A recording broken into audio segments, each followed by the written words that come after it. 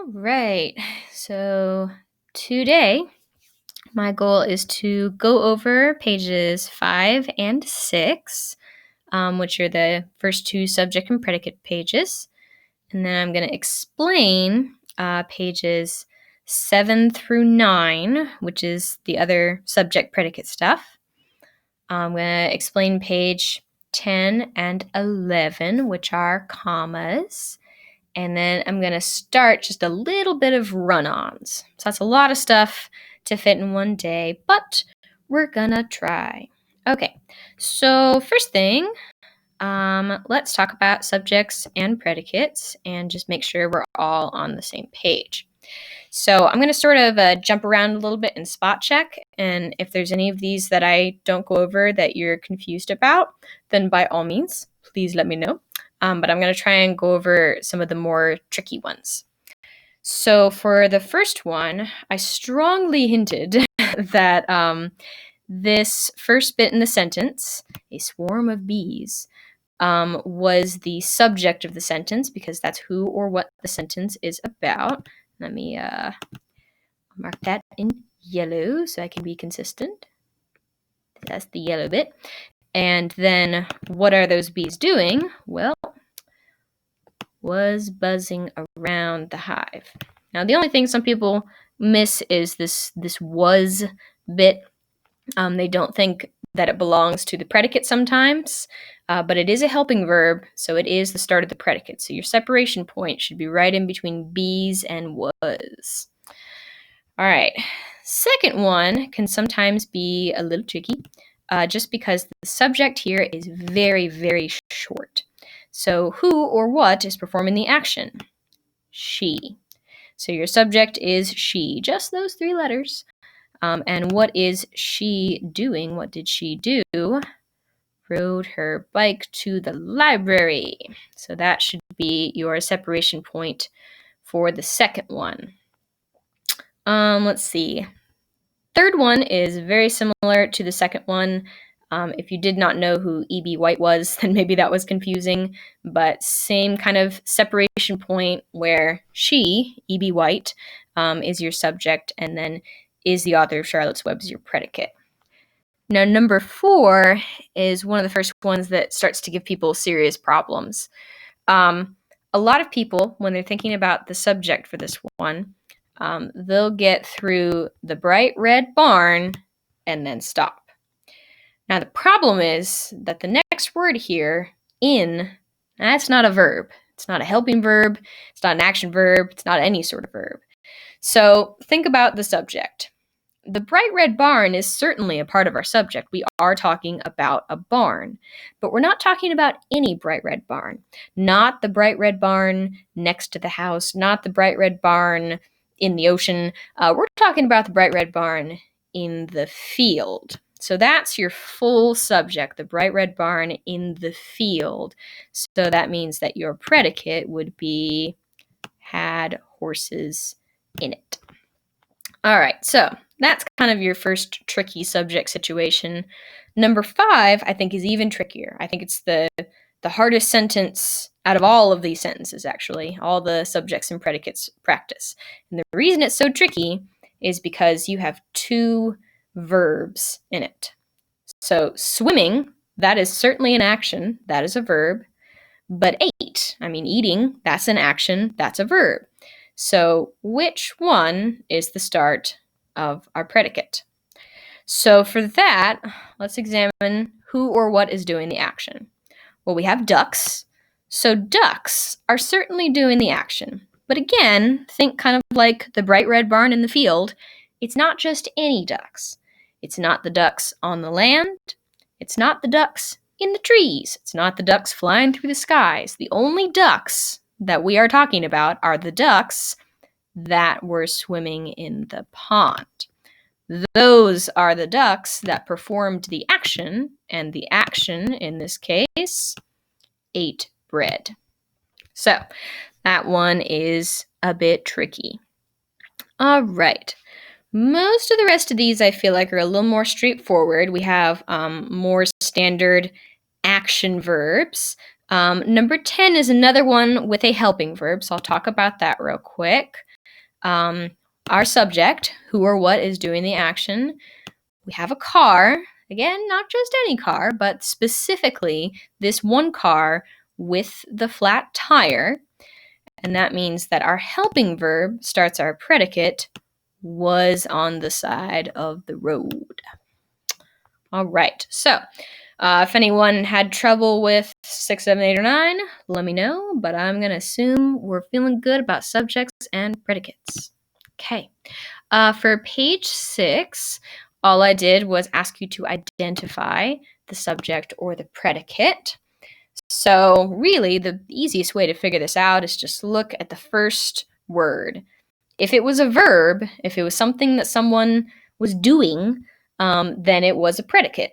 If it was not a verb, if it's a person, place, or thing, then it is a subject. So first we have ran down the sidewalk. We don't know who's running down the sidewalk, but we know what they did. And what they did is the predicate, the action. Knew all the answers. We don't know who knew all the answers, but whoever they were, they certainly were performing this action, this predicate. The boys in my class. Well, we don't know what the boys in the class were doing, but we know who they are, so that is subject. Growled and grunted. That is an action for which we do not have a person, place, or thing, so that is a predicate. My favorite toy. For sure, a subject. We don't know what the toy was doing or who was doing what to the toy, but it is just a person, place, or thing. Same with the video game. We know that there can be actions taken with video games, but there are no actions mentioned here. Needed a new motor. Who needed the new motor? We don't know. But it is very clearly an action, which is a predicate. Number 8, just one word. Smiled. Who smiled? We don't know. So that must also be an action, a predicate. My father's friend. And that is a subject because we do not know what the friend did. We also do not know what the tiny mosquito did. So he is just the subject. All right. Hopefully those went well too.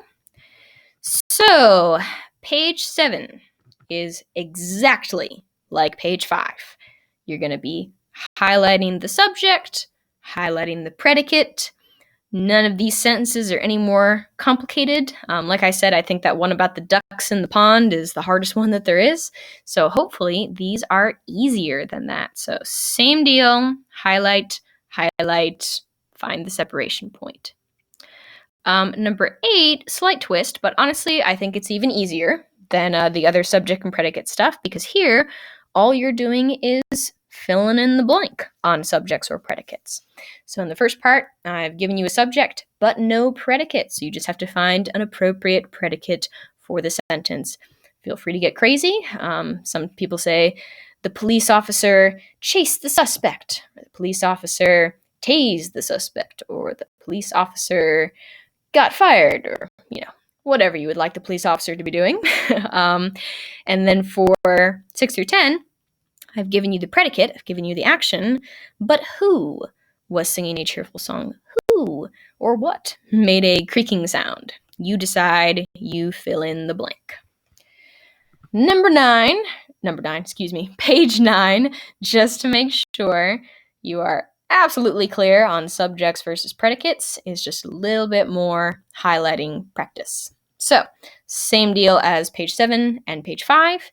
And then hopefully you will have aced subjects and predicates and you're able to identify lots of helping verbs and all that sort of stuff. Okay, so if you want to pause me and work on those, go for it. But if not, let's talk about page 10. Commas.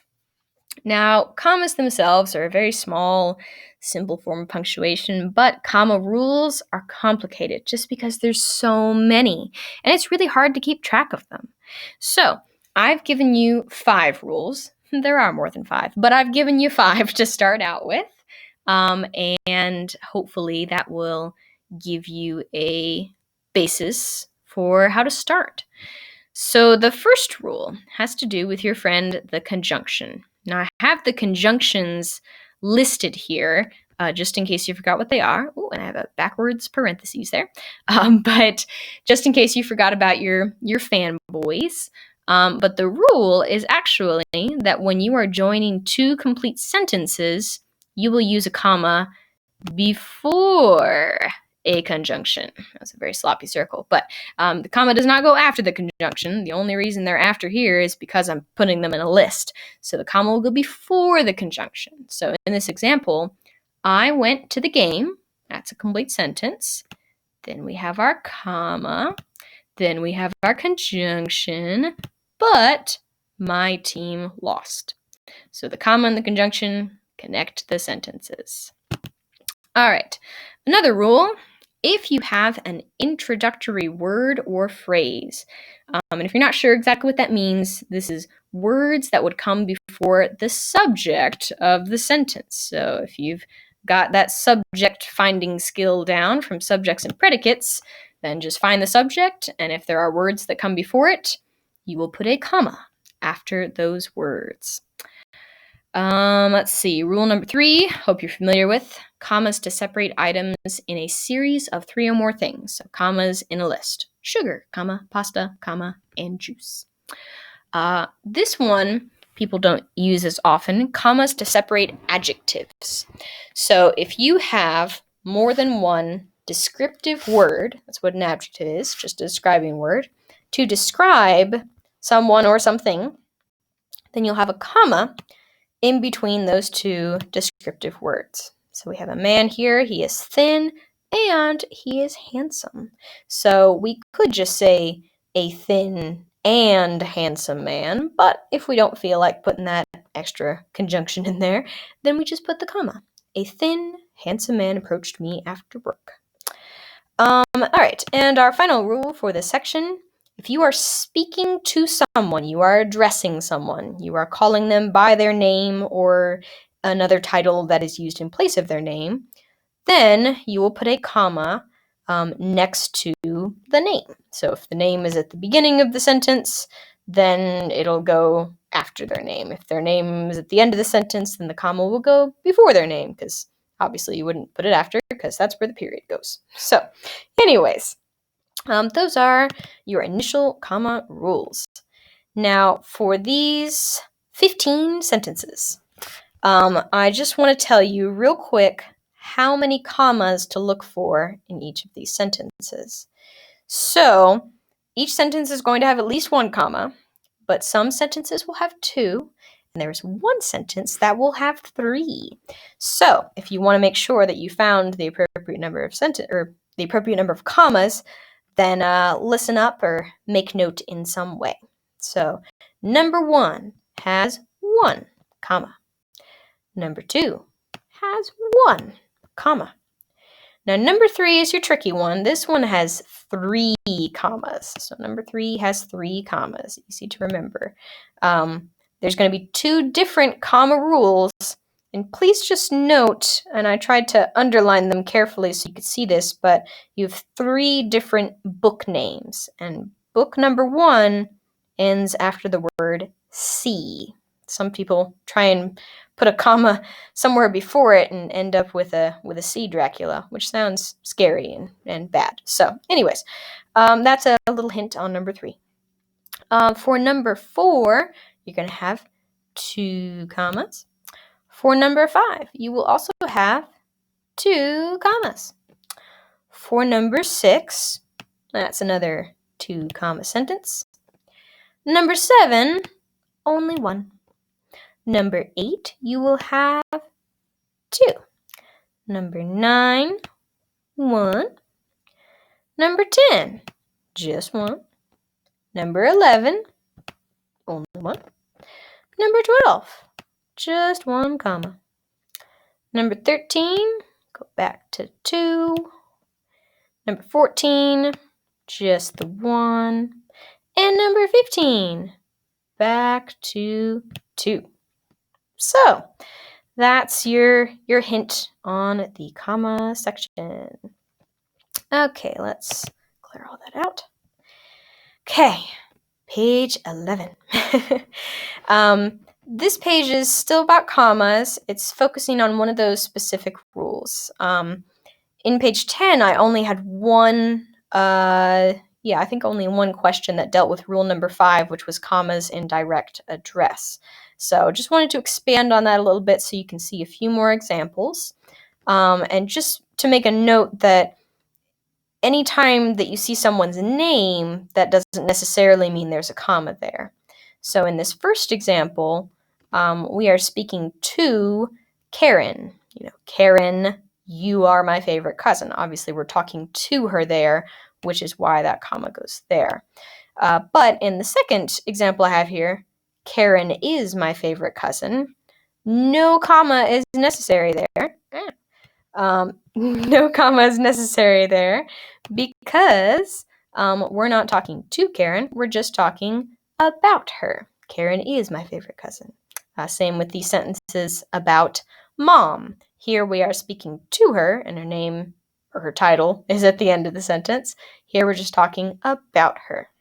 Okay, so for this practice, 1 through 10, there are going to be some of these sentences that you make no changes to. Not all of them, just some. Okay? So don't go into it expecting every sentence to have a comma. I want to make sure you know when to use a comma versus when not to. So, for example, in number 1 and number 2, we have the name Cheryl. Now, one of these sentences, we are speaking to Cheryl. And if we're speaking to Cheryl, then we'll have a comma after her name. But in the other sentence, we're just talking about Cheryl. And if we're just speaking about her, then we do not need a comma in that sentence, and you would just leave it the way that it is. So read the sentences carefully. If it needs a comma, add it. But if it doesn't, don't add it. Okay.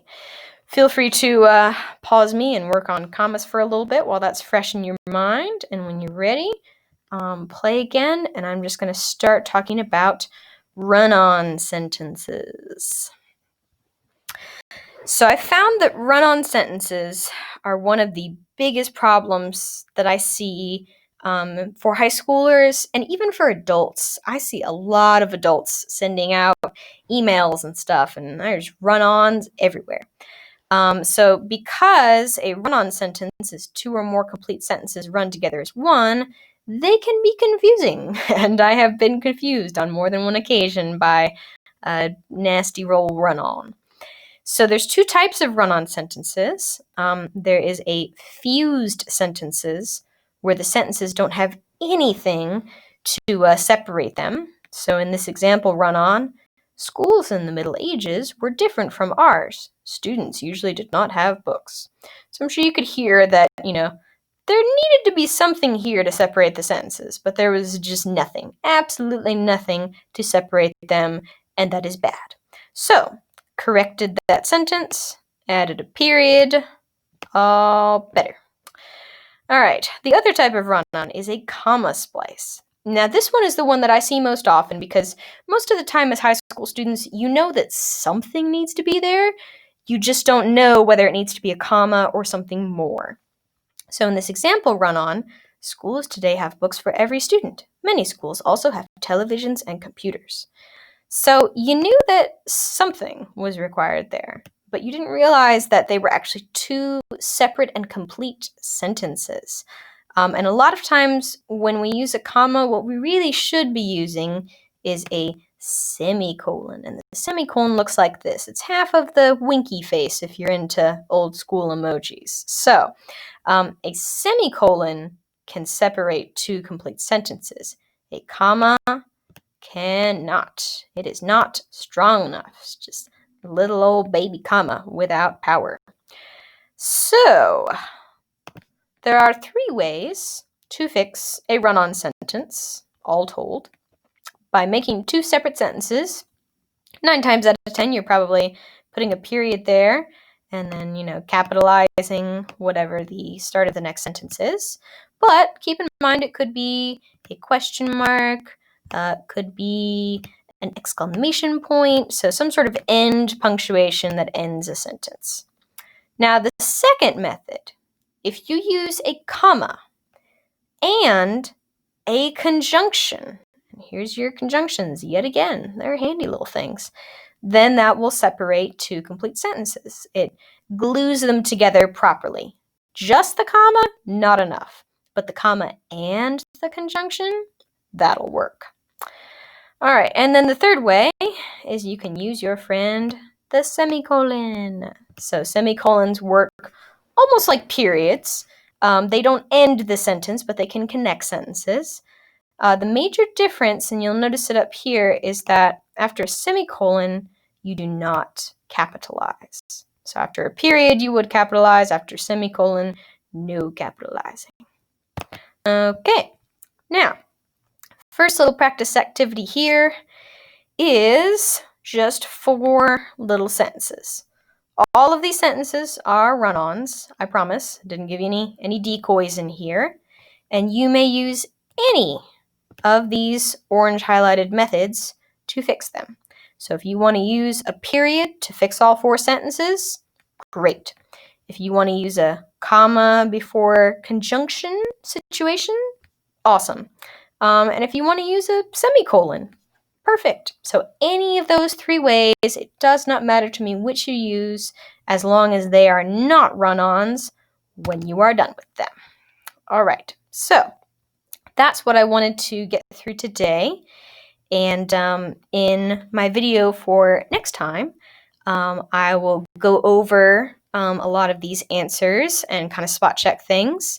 So for now, just give them a go down through this first practice activity, and I will get back to you with more grammar stuff later.